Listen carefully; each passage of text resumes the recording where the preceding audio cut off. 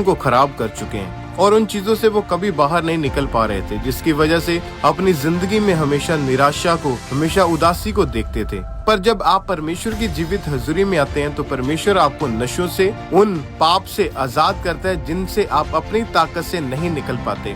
इसी तरह से इस भाई की गवाही को आप सुनेंगे कि परमेश्वर ने कैसे अद्भुत रीति के साथ इनकी जिंदगी में छुटकारा दिया। तो आइए इस भाई की इस अद्भुत गवाही को हम सुनते हैं। सबको जय मसीह की। मेरा नाम शुभम है। मैं हरियाणा रेवाड़ी का रहने वाला हूँ। मैं आज अपने जीवन की सबसे बड़ी गवाही देने जा रहा हूँ। ये 2013 की बात है। तब मैं स्कूल में पढ़ता था। तब यार दोस्त के साथ जाता था। तब बड़े बड़े लोगों को देखता था ना, वो सिगरेट पीते थे। हम देखते थे, हम पेपर की सिगरेट पीते थे, नकली की। फिर हमने सोचा हम असली की पी के देखते हैं। फिर हमने धीरे धीरे असली की पीनी स्टार्ट करी। जब मैंने पहली बार सिगरेट पी तो मुझे अच्छा लगने लग गया। तब मम्मी पापा मुझे पॉकेट मनी देते थे तो मैं रोज सिगरेट का नशा करने लग गया था। पहले मैं दिन की 1 सिगरेट पीता था, फिर धीरे धीरे मैं 5 पीने लग गया। फिर और थोड़ी मेरी एज बढ़ी तो मैं 10 पीने लग गया।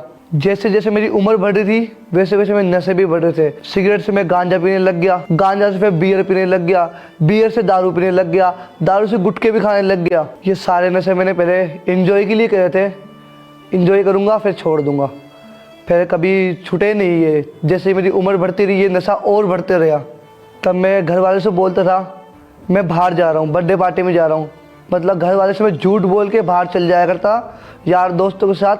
और तब नशा करता था मैं उनके साथ बैठ के। पूरी रात हो जाया करती। तब दिन में आया करता, तब आते ही घर पे सो जाया करता। घर वालों को शक तो है नहीं अभी मेरे ऊपर। वो पूछते थे तू बाहर रात को करता क्या है। मैं बोला मम्मी पार्टी रहती है, दोस्त पार्टी वुटी करते रहते हैं। जब हम छोटे छोटे बच्चे थे तो हम पार्टी करते हैं, तो वैसे ही हम रहते हैं, पार्टी करते हैं, बर्थडे मनाते हैं। कभी नशा करने के लिए तब मेरे पास पैसे कम पड़ जाते थे तो मैंने घर से चोरियां करनी स्टार्ट कर दी। उस चोरी करके मैं बाहर जाके नशा करता था। तो मम्मी मुझसे बोलती तूने पैसे चुराए, तो मैं झूठ बोल के चल जाया करता मम्मी मैंने नहीं चुराया। और पूरी रात बाहर रहा करता, यार दोस्त के साथ नशे करते था। जो यार दोस्त थे वो मेरे स्कूल फ्रेंड थे, वो तो मुझसे दूर हो गए। फिर मेरी यारी दोस्ती गैंगस्टरों के साथ स्टार्ट हो गई थी। और फिर मैं अपने यार दोस्त के साथ उन्हीं के साथ रहा करता। जो पहले के फ्रेंड थे उनको छोड़ दिया था मैंने, फिर गैंगस्टरों के साथ रहने लग गया था मैं।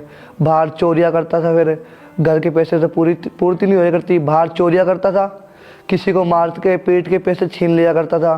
फिर कोई तो कंप्लेंट भी कर देता था हमारी।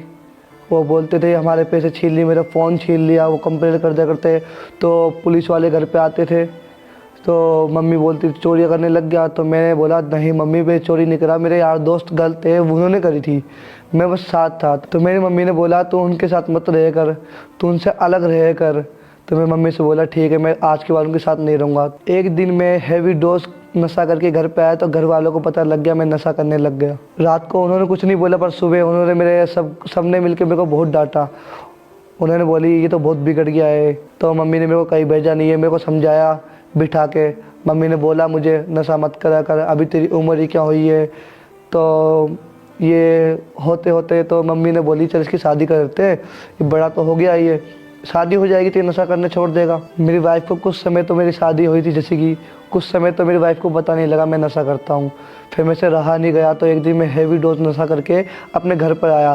तब मेरी वाइफ ने बहुत डांटा। तो पड़ोस वाले भी बोले तूने एक नशे वाला बंदे से शादी कर ली, तेरी ज़िंदगी ख़राब हो गई। तो मेरी वाइफ ने मेरे को समझाया आप नशा मत करा करो, लोग बाग मुझे बोल रहे ये नशे में मर जाएगा, इसको समझाया कर।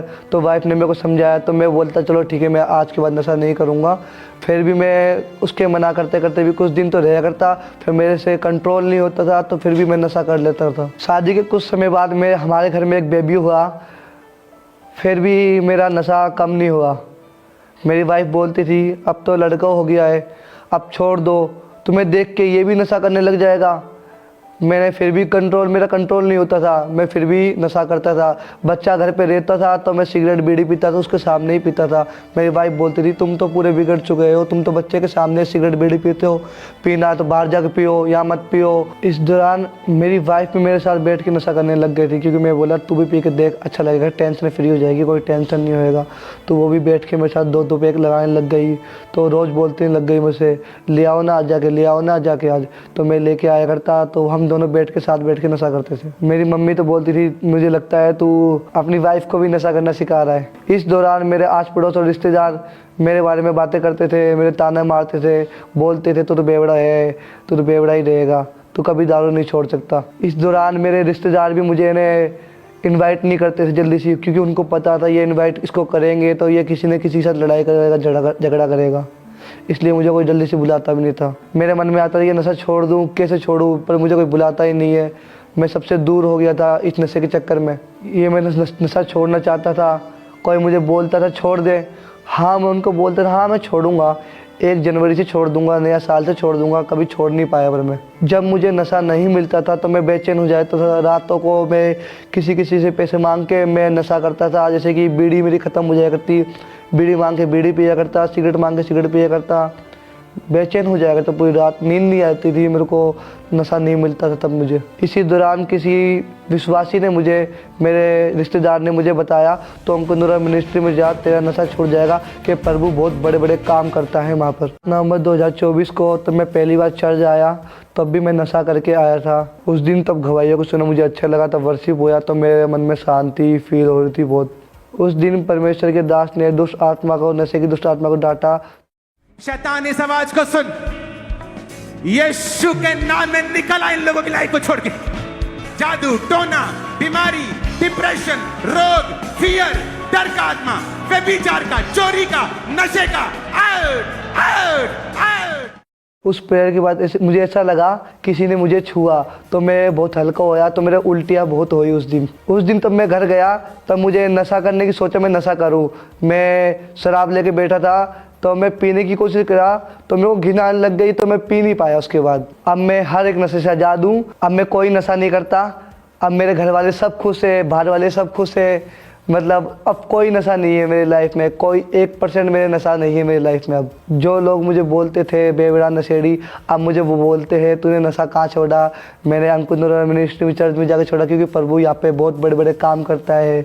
वो जैसे मेरे को छुड़ा सकता है, आप लोगों को भी छुड़ा सकता है। अब मैं जो कमाता हूँ मैं अपने सारे पैसे अपने घर पे देता हूँ। मेरी वाइफ भी बहुत खुश है, ना मैं बाहर लड़ाई करता हूँ, ना मैं झगड़ा करता हूँ, ना मैं कोई नशा करता हूँ। अब मैं बहुत शांत रहता हूँ, मेरे घर में सब शांति है, सब खुश है, मैं भी खुश हूँ, मेरे बच्चे भी खुश है, मेरी मम्मी भी खुश है। यहाँ तक कि मेरे आज जो पड़ोसी जो मुझे बोलते थे वे भी मुझे देख के बहुत खुश होते हैं। अब मैंने अपना जीवन प्रभु को दे दिया है, मैंने बपतिस्मा ले लिया है, मैं आनंदित हूँ, मेरे घर में शांति है और घर वाले सब खुश है। जो जवान भाई आज भी कोई नशा करता है, प्रभु पे भरोसा रखो। जैसे प्रभु ने मुझे छुड़ाया है, आप लोगों को भी छुड़ा सकता है, क्योंकि प्रभु बहुत बड़े बड़े काम करता है यहाँ पर। आप भी परमेश्वर पे विश्वास करो, जैसे प्रभु ने मुझे छुड़ाया है आपको भी छुड़ाएगा। इस बड़े छुटकारे के लिए और नए जीवन के लिए मैं परमेश्वर का धन्यवाद करता हूँ और परमेश्वर का दास दासी का धन्यवाद करता हूँ। सबको जय मसीह की।